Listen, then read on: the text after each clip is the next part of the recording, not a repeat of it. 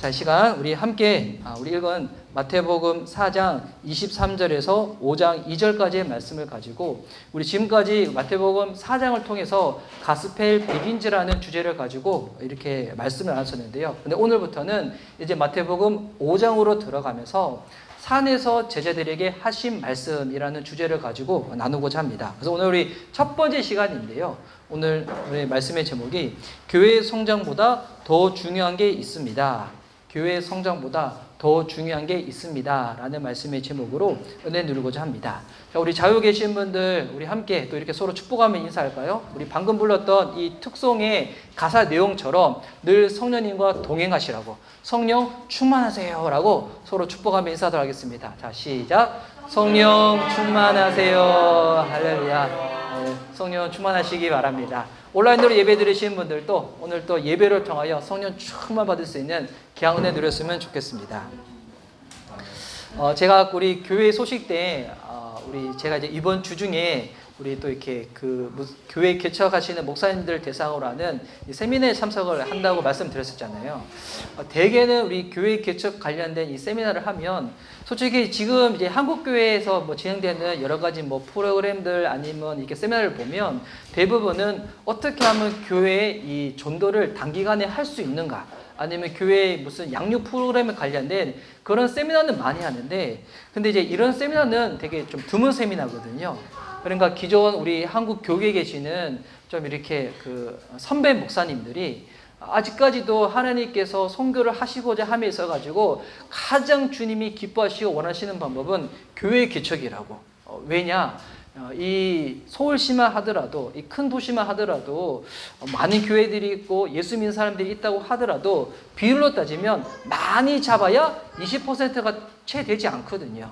그렇기 때문에 아직까지 예수님 모르는 사람들 가운데 복음을 전하고 그들 가운데 예수님 믿는 것이 무엇인지 알려주기 위한 최적의 방법은 무엇이냐면, 교회가 다시금 개척되어져서 이 새로운 교회들을 말미암아서 그들 가운데 접촉하고 또 예수님 믿는 것이 무엇인지 알려줘야 된다고.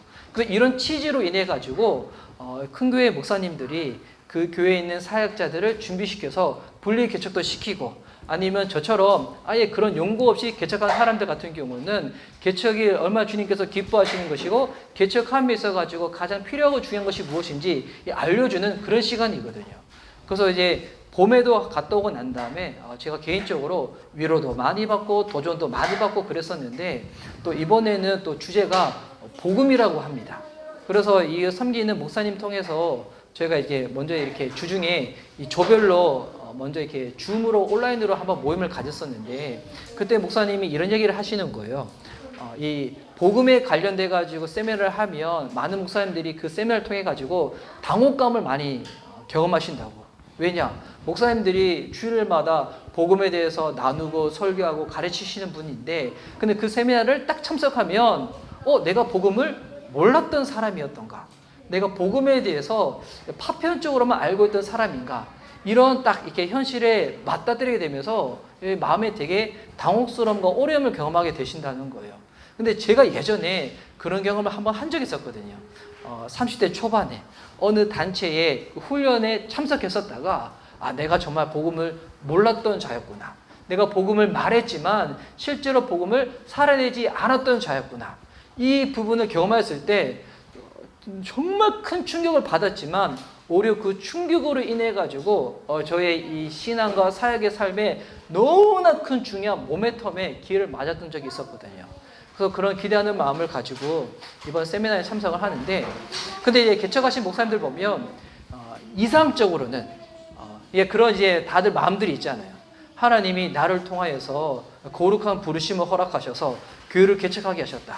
그럼 이 교회를 허락하신 분이 우리 살아계신 주님이시니까 주님이 이 교회를 통하여 어떤 꿈을 펼치길 원하실까? 어떤 자들을 구원받게 하길 원하실까? 어떤 역사들을 하기를 원하실까?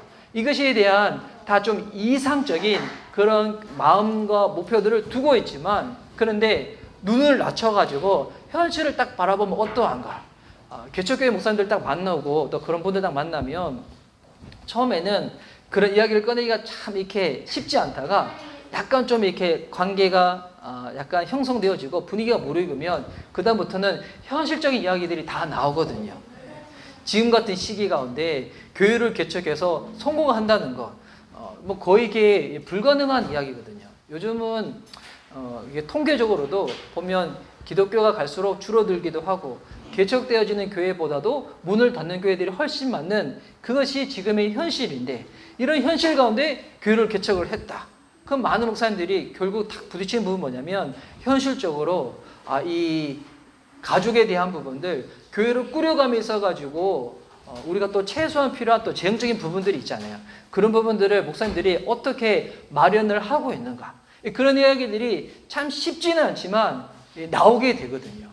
그러면 이렇게 대부분 목사님들이 예배 드릴 때 또 공간에 대해 가지고 또 필요한 최소한의 임대료가 있을 것이고, 또 목사님들도 대부분 가족들이 있으니까 생계에 대한 부분들이 있을 것이고, 또 이제 그런 부분들을 목사님들이 이겨내려고 처음에 또 하시는 것들이 되게 이제 이중직 직업들을 많이 가지시죠. 물론 어떤 분들은 또 각자 부르심이 다르시다 보니까 일부러 직업을 가지신 분들도 계시지만, 현실적인 이 부분을 좀 견디기 위해 가지고 뭐 직업을 가지신 분들이 계시거든요. 그래서 뭐 목사님들이 뭐 할 수 있는 일들이 많지는 않잖아요.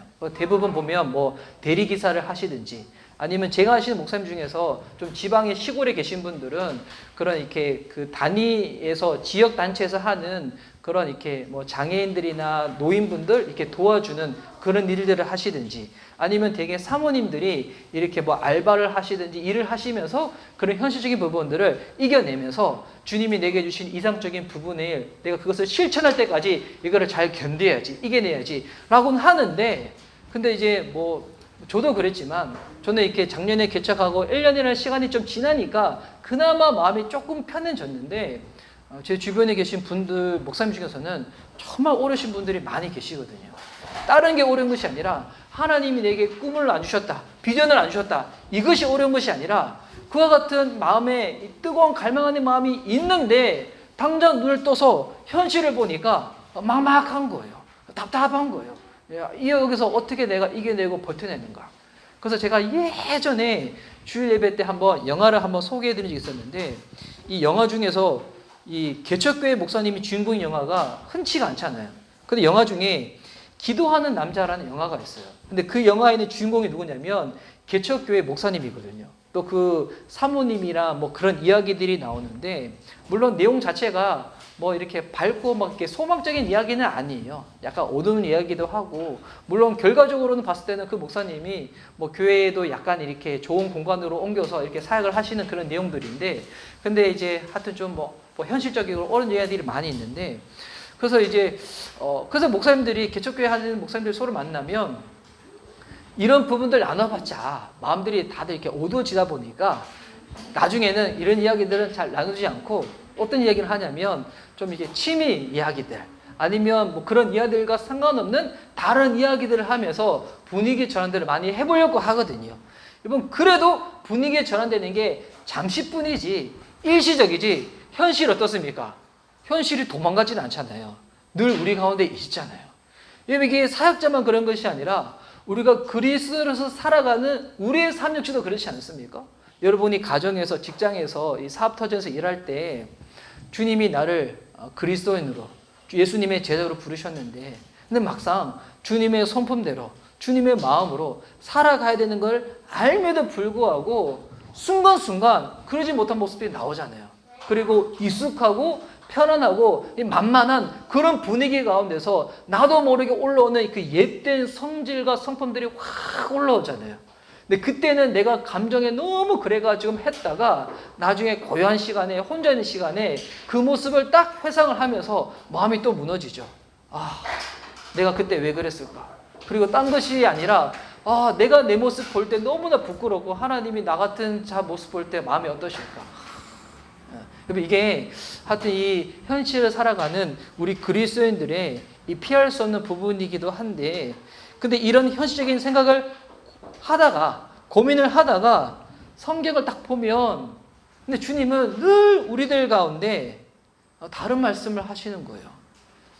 목회를 하는 목회자들에게, 목회자들뿐만이 아니라 우리 성도님들에게 우리 주님께서 늘 말씀하신 내용들이 있거든요. 이 개척교회 목사님들이 그래서 결국에는 빨리 교회가 성장해가지고 자립했으면 좋겠다라는 다 소망들을 가지고 있는데, 근데 주님은 오늘 읽었던 이 본문에도 보면 그런 현실적인 나음보다도 비교할 수 없는 너무나도 중요한 것들이 있음을 우리들 가운데 또한 말씀을 하십니다. 여러분, 이 마태복음 5장은 우리가 흔히 잘 알고 있는 산상수훈이라고 하죠. 예수님께서 산 위에서 말씀하신 내용이라 해가지고 상상수훈이라고 하는데, 이 5장 1절 말씀 보니까 지금 예수께서 무리를 보시고 산에 올라가 앉으시니 제자들이 나온지라. 자, 예수님께서 지금 산에 올라가셨는데 왜 산에 올라가셨는가? 이 무리를 보시더니, 수많은 사람들을 보시더니 산으로 올라가셨다는 것입니다. 예수님이 도대체 어떠한 무리들을 받길래 산으로 올라가시는 걸까요? 그리고 예수님이 올라가신 이 산은 도대체 어떤 산일까요? 이 마태복음 5장을 우리 정확하게 내용을 이해하려면 여러분 그 앞전에 있는 내용들을 알아야 돼요. 마태복음 5장 앞에 무엇이 있습니까? 4장이 있죠. 어렵지 않습니다. 그리고 4장 앞에는 3장이 있죠. 우리 지금까지 3장과 4장을 쭉 살펴봤었는데, 여러분 3장에서 어떤 내용이 있었습니까? 예수님께서 공생애를 시작하시면서 요단강에 나오셔가지고 침례 요한한테 침례를 받으시면서 하늘이 열리고 또 비둘기같이 성령님이 다 임하셨죠. 이는 내 사랑하는 아들이라고 성부 하나님이 음성을 다 내어놓으시고, 그리고 나서 마태복음 4장으로 딱 넘어가면 예수님께서 성령의 이끌심을 받으셔가지고 광야에 가서 시험을 받으십니다. 이 세 가지 시험을 받으시는 동안에 예수님은 사람들이 원하는 방식대로 이 시험을 이겨내는 것이 아니라, 마귀가 원하는 대로 이 시험을 이겨내시는 것이 아니라 말씀을 가지고 시험을 이겨내셨죠. 그리고 예수님이 갈릴리 지역으로 가셔서 이사야 선지자의 말씀을 이루시고, 그리고 지난주 나눴던 본문에서 우리가 무엇을 살펴봤냐면 예수님이 갈릴리 지역을 다니시면서 제자들을 부르시는 장면을 딱 살펴봤습니다. 지금 이제 몇 주 동안 우리 나눈 이야기를 제가 짧게 복습해서 나누어 드린 건데요. 그러면서 예수님께서 제자들을 부르실 때 또 공생애를 시작하시면서 던졌던 첫 번째 메시지가 뭐였던가? 회개하라, 천국이 가까웠느니라. 예수님이 증거하고자 하는 이 복음에 있어가지고 가장 중요한 핵심이 무엇인가? 바로 하나님 나라, 천국 복음이라는 것입니다. 그래서 주님이 이 하나님 나라를 이루어가기 위한 예수님이 택한 방식이 제자들을 통하여서 이것을 이루어 가신다고 우리가 지난주에 좀 더 자세하게 나눴었죠. 그럼 예수님이 제자를 부르시고 난 다음에 그 다음에 이어지는 모습이 무엇이냐면 이 4장 23절에 나와 있는데요. 제가 한번 읽어드릴게요. 예수께서 온 갈릴리에 두루 다니사. 여러분 이 갈릴리에 오셔가지고 이사야 선지자의 말씀을 이루시고 제자들을 부르셨죠. 이제는 갈릴리에 두루 다니신다. 이제 예수님 옆에 누가 있는 거예요? 홀로 계신 것이 아니라 제자들이 함께 있는 거예요. 여러분 그 그림을 그리시면서 이 말씀을 딱 보세요. 예수께서 온 갈릴리에 두루 다니사 그들의 회당에서 가르치시며 천국 복음을 전파하시며 백성 중에 모든 병과 모든 약한 것을 고치시니. 자, 여기 보니까 예수님께서 갈릴리에 다니시면서 지금 크게 세 가지 지금 사역을 하고 계신데요. 뭐 하냐면 가르치시고 전파하시고 고치셨다는 거예요. 여러분 이 세 가지가 예수님의 공생의 3대 사역이라 하거든요. 예수님 왜 이걸 하시냐면 앞으로 쟤들과 함께하는 가장 중요한 공생의 사역이 무엇인지를 예수님 먼저 보여주시는 거예요. 가르치시고 전파하시고 고치신다. 이 세 가지 사역. 근데 이 세 가지 사역이 하나의 다리가 되어져서 받치고 있는 중심 가장 중요한 내용이 있습니다. 지금 저희가 이 중간에 보면 지금 카메라 삼각대가 있잖아요. 이 세 개의 삼각대 다리가 있고 그 위에 카메라가 딱 받쳐져 있는 것처럼 이 세 개의 다리가 있는 거예요. 고치는 다리, 전파하는 다리, 가르치는 다리. 그리고 그 위에 딱 무엇이 세워져 있는가? 바로 천국 복음이 딱 세워져 있다는 거예요.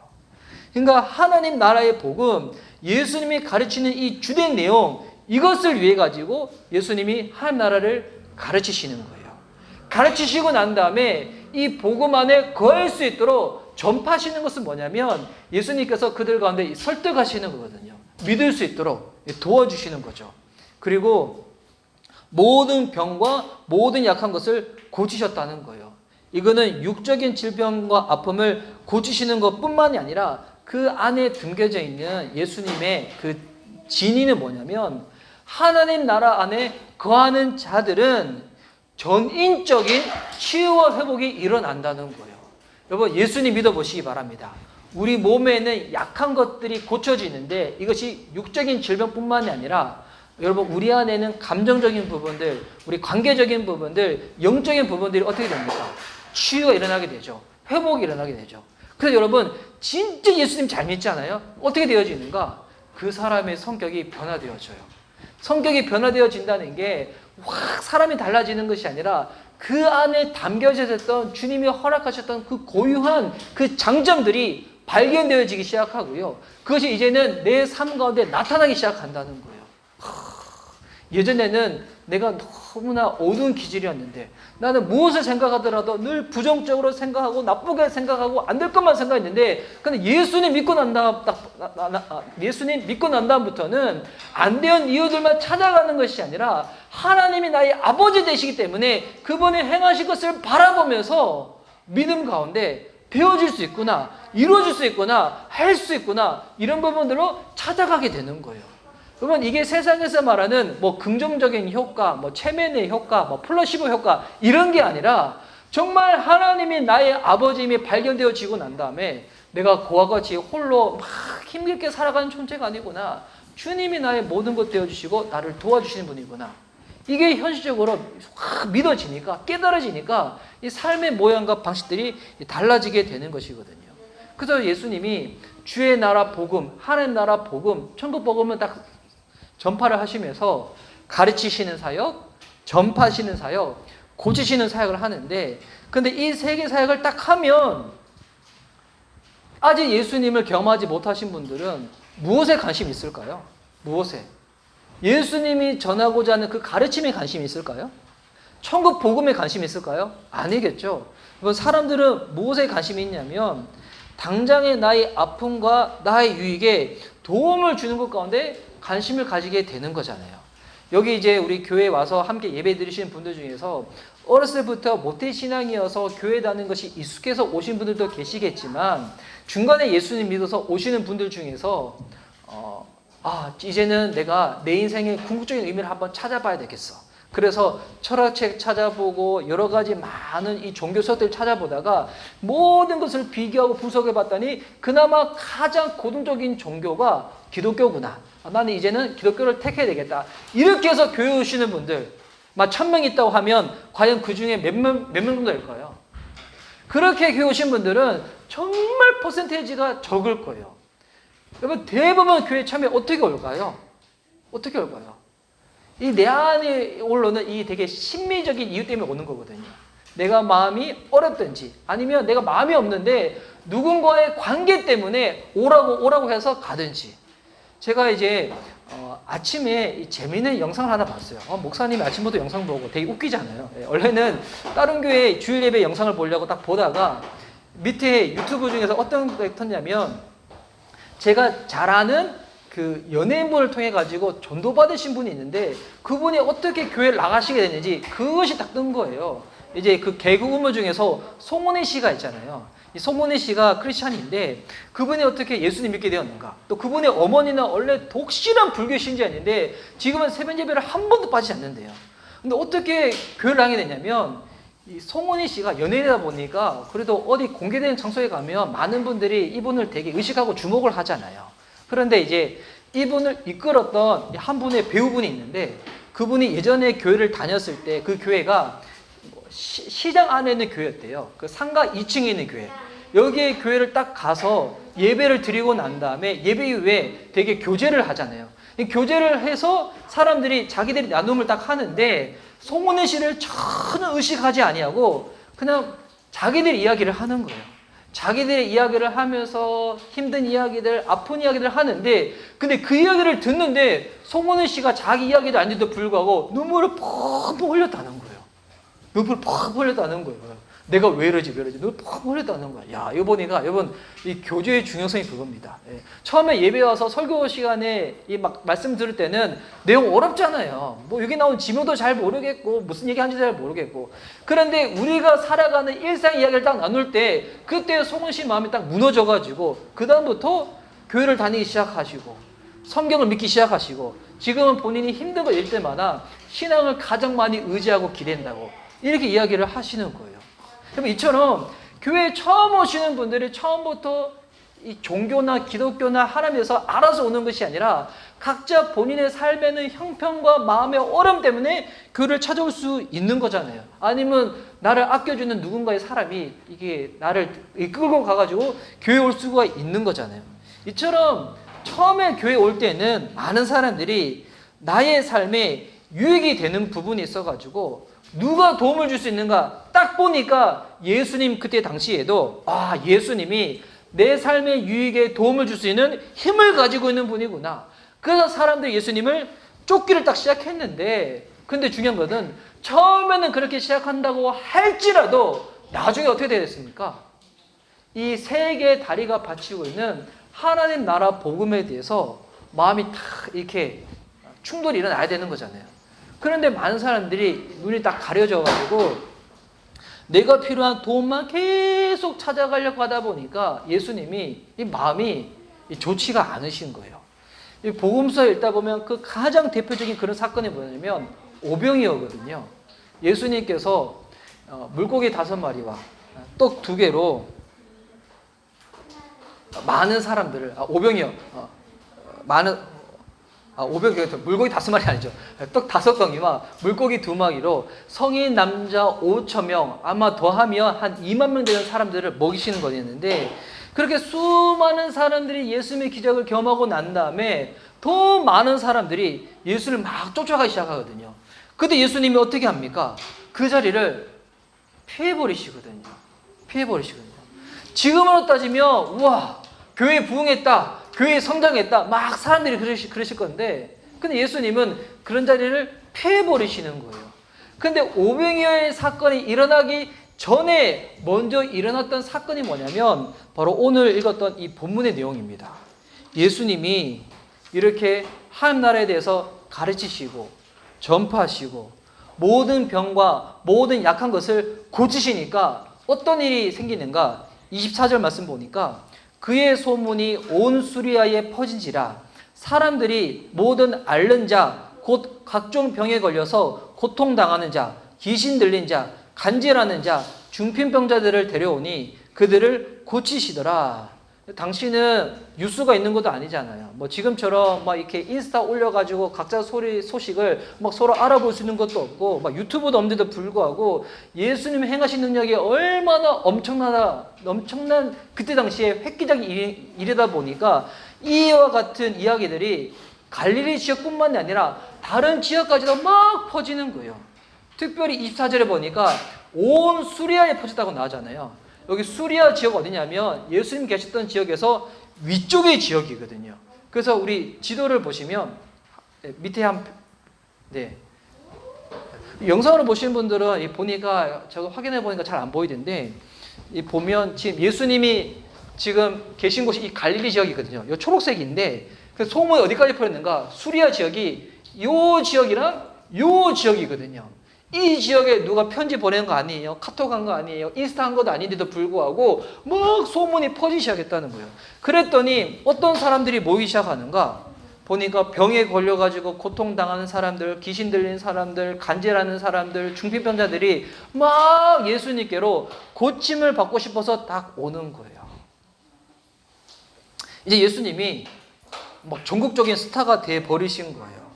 처음에 침례 받으시고 광야에 가셔서 시험 받을 때는 좀 어려웠는데 본격적으로 사역을 시작하니까 너무나 화려한 가운데서 시작을 딱 하시게 됐던 거였죠. 이런 걸 두고 지금 시대에 이런 일들이 딱 벌어지면 많은 사람들이 그렇게 얘기를 할 거예요. 와, 그 교회 부흥했네. 그 교회 성장했네. 이렇게 이야기를 할 거예요. 그 예수님도 맞아. 내가 원했던 게 이런 부흥이야. 이런 성장이야. 더 많이 와. 내가 다 고쳐줄게. 그리고 예수님이 만약 이때 예수님은 뭐 죽은 자도 살리시는 분이신데 지금 우리나라에 지금 600만의 사람들이 고통당하고 있는 이 불치병이 있잖아요. 뭔지 아시나요? 탈모라고. 예, 맞아. 예수님의 손만 대어졌다. 그랬더니 예수님 손만 딱 대어졌는데 보니까 막 풍성해지는 거야.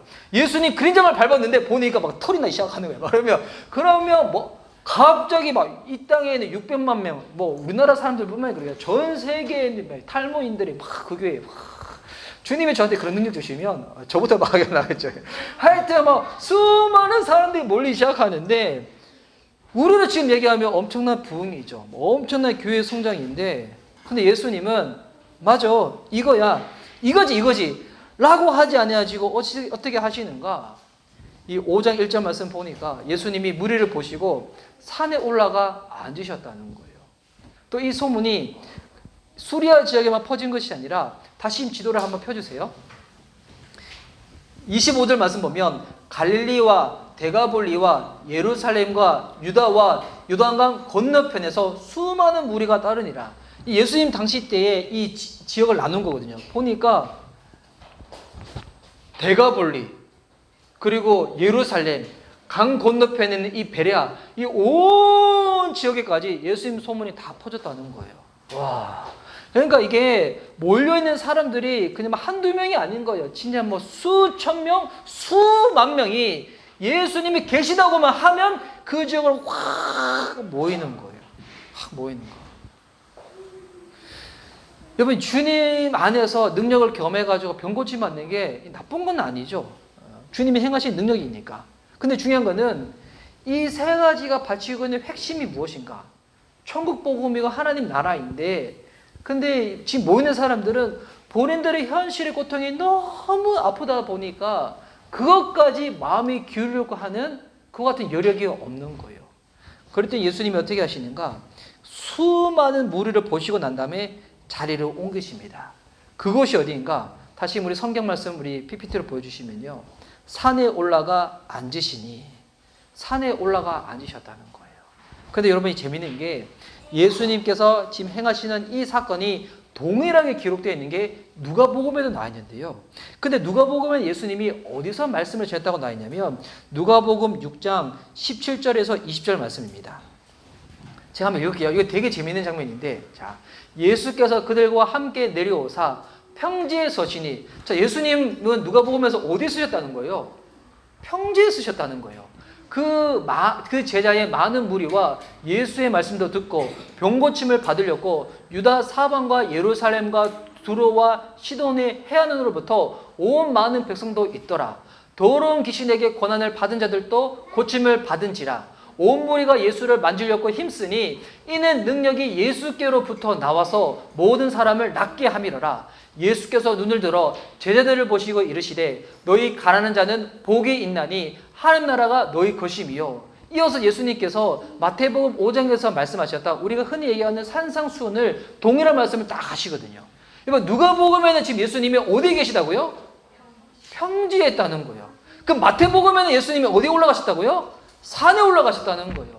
그러면 성경이 어떻게 이럴 수가 있어요? 이러니까 여러분 이렇게 안티 기독교인들은 봐라고 성경은 다 이 거짓말이라고 막 다 가짜로 막 얘기하는 거예요.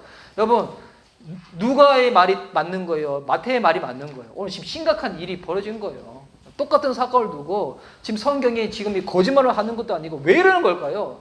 도대체 누구의 말이 맞는 걸까요? 이 말을 확인하기 위해서 제가 오늘 사진을 준비했습니다. 이 사진을 한번 보여주시면 지금 여기 어디냐면 갈릴리 호수예요. 그리고 지금 이 주변이 뭐냐면 바로 이 갈릴리 호수 주변에 있는 이 산이에요. 이 주변 언덕인데 여러분 이걸 딱 보세요. 이게 딱 보이는 게 높은 산 같아요? 그러진 않은 것 같죠? 뭐 그다음 사진도 딱 보내주세요. 이거는 이제 다른 각도 찍은 거죠. 위에서 찍은 건데 딱 보니까 여러분 이 정도를 가지고 산이라 이야기할 수 있을까요? 이 정도 가지고 산이라 이야기하기 참 쉽지 않겠죠? 그 다음 사진 보여주세요. 보니까 성지순례 오신 분들이 딱 돌아다니고 있는 거예요. 제가 이 사진을 왜 올렸냐면 나중에 저희도 여기 끼었으면 좋겠습니다. 할렐루야. 우리 함께 성지순례 갈 수 있는 그날이 왔으면 좋겠습니다. 제가 최근에 이 모세오경과 요수아를 보는데 너무 가고 싶은 거예요. 너무 가고 싶어서 출애굽한 예정대로 한번 여기 가고 싶고 시내산도 한번 올라가고 싶고 나중에 우리 한번 꼭 같이 갔으면 좋겠습니다. 네. 그리고 그 다음 사진 보면 이 교회가 팔복교회라고 하거든요. 예수님이 산상수훈을 하셨던 이 팔복을 계속 알려줬던 자리로 그냥 추정되는 위치에 교회를 세워놓은 거예요. 이렇게 딱 보면 높이가 어느 정도인지 잘 모르겠는데 그 다음 사진 딱 보여주세요. 네, 되게 낮은 곳에 교회가 지어져 있죠. 이 팔복교회가. 여러분 이거를 딱 보면 누가의 이야기가 맞아요? 마태의 이야기가 맞아요?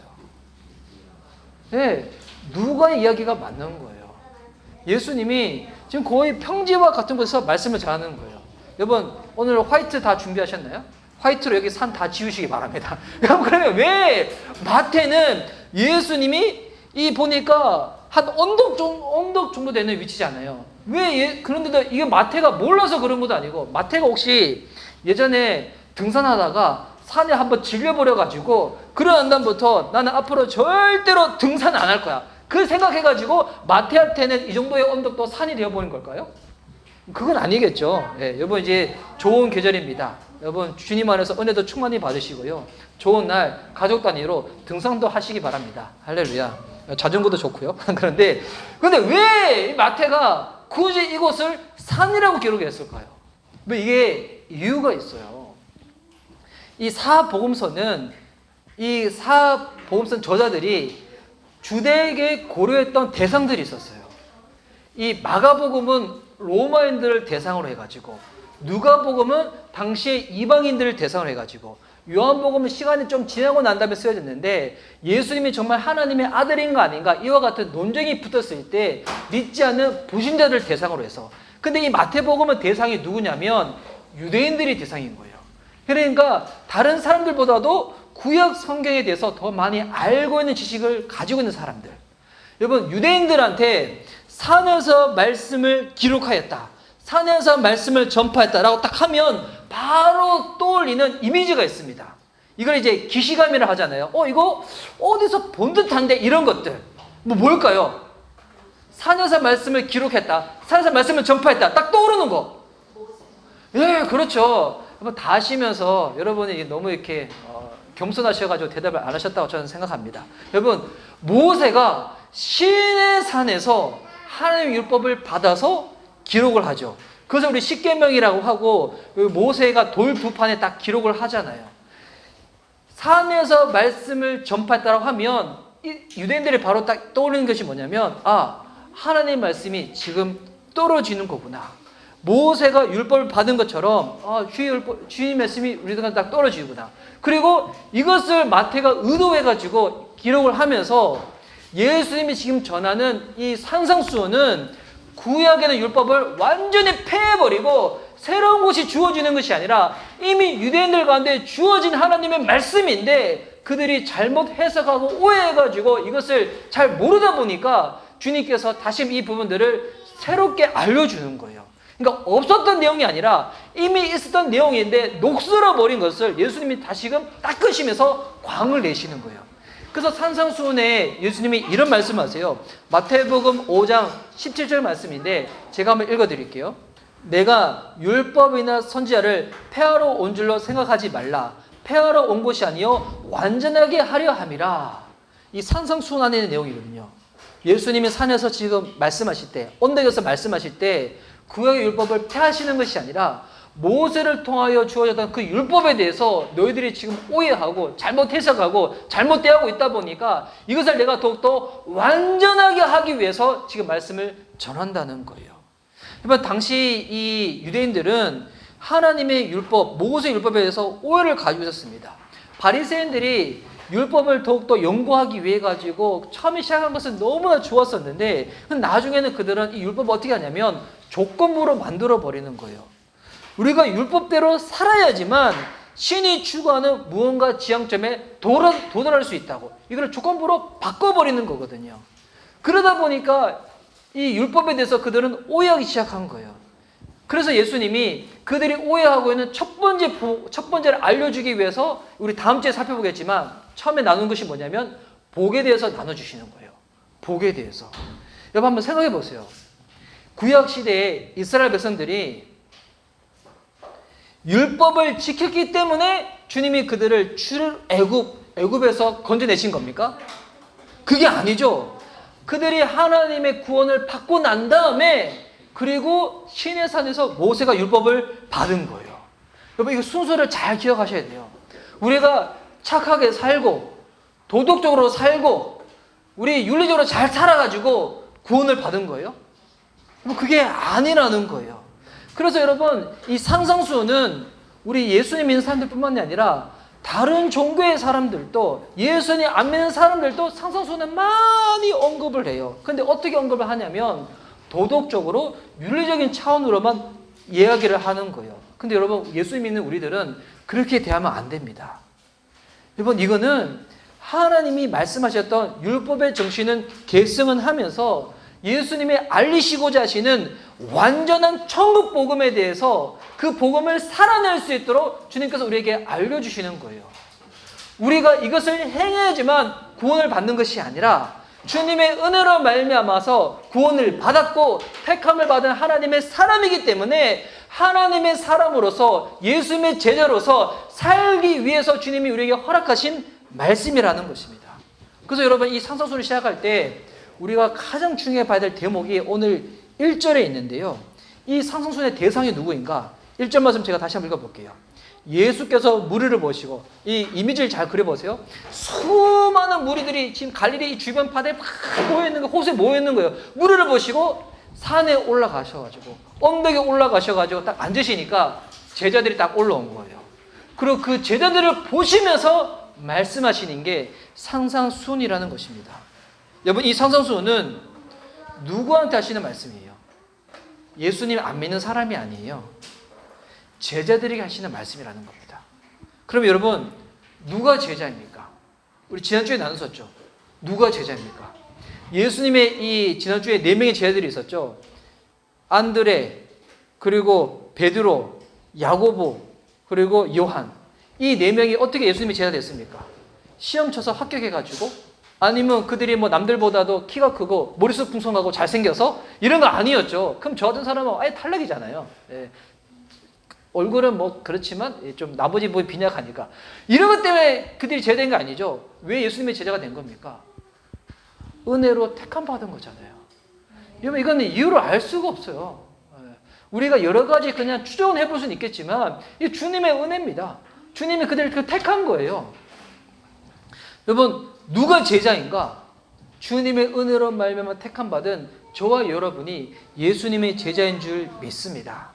근데 중요한 것은 택함 받은 것으로 끝나는 것이 아니라 우리가 은혜 가운데 택함을 받았기 때문에 제자로서 살아내기 위해서 주님이 허락하시는 가르침이 무엇인가? 바로 상상수훈이라는 것입니다. 와, 여러분, 그래서 이 상상수훈은 그냥 이렇게 해야지만 구원받는다, 이게 아니라 오늘 우리가 누려야 될 천국 복음, 바로 그것이 이 상상수훈 안에 담겨져 있다는 것입니다. 여러분, 그래서 우리 교회에서 가르치고 전파하고 또 국률에 대한 여러 가지 사역을 하겠지만 그 모든 사역에서 가장 중요한 핵심이 무엇이냐면 이 모든 것들이 천국 복음과 연결되어져 있어야 되는 거예요. 그럼 천국 복음이 무엇인가? 예수님 말씀하시는 이 상상수훈대로 우리가 살아내는 것입니다. 우리가 살아내고자 마음을 들이고 결단을 할 때 우리의 노력이 아니라 그렇게 살아낼 수 있도록 여러분, 주님이 은혜를 더하시고요, 성령으로 우리를 붙잡아 주실 줄 믿습니다.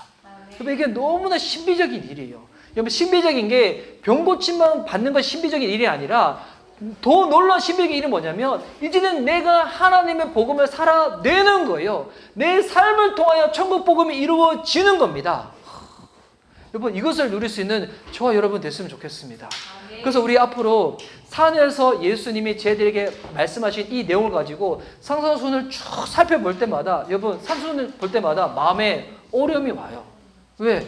그렇게 살지 못하는 내 모습과 너무나 이렇게 근명적으로 대조가 되거든요. 근데 중요한 거는 이렇게 살기 위하여 주님께 간구하며 나아갈 때, 주님, 내게는 이렇게 살아내고자 하는 힘과 능력이 없사오나 주님이 도와주신다면, 은혜 가운데 붙잡아 주신다면, 그렇게 사는 것이 제자의 삶으로서 분명한 당위성이라면 주님, 은혜를 더해달라고, 믿음을 더해달라고, 성령 충만 더해달라고. 그러면 어떻게 되는가?